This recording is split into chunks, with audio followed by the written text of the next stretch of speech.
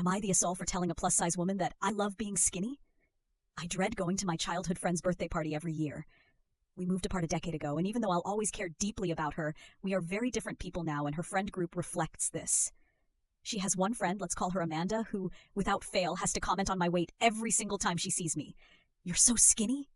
Do you even eat? Does your BF care that you don't have curves? Your legs are like sticks! For the record, I eat plenty. I just have a fast metabolism, which keeps me super thin. I keep a strong face when Amanda says these things to me, but truthfully, she's touching on my worst insecurities, and it makes me dread going to these parties every year. I was considering not going this year, until I talked to my mom about it.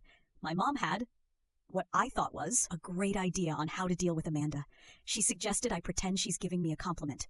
My mom told me, if Amanda says you're so skinny, just smile and say thanks. I love being skinny. And if she looks disappointed at your response, you'll have proven she was trying to insult you. I thought this was great advice. However, something I had failed to mention to my mom was that Amanda was overweight. I didn't realize this meant I was entering potential territory. Anyway, the dreaded birthday party day comes, and of course, no surprise, Amanda immediately looks at my arms and comments how tiny they are. I ignored this comment. Then later on in the day, we were standing in a group together and she was eyeing me up and down. She chuckled to herself and says, "God, you're so skinny." And I thought, okay, here it is. Here is my moment. I turned to her, smiled, and said, "Thanks. I love being skinny." And then, and I am completely serious here, she slaps me in the face! I was in complete shock, just staring back at her, mouth hanging open with my hand on my cheek. Everyone was silent. She suddenly bursts into tears and runs out of the room. Two of her friends chase her. Only one other girl and my childhood friend asked if I was okay, but everyone else was just shooting me dirty looks.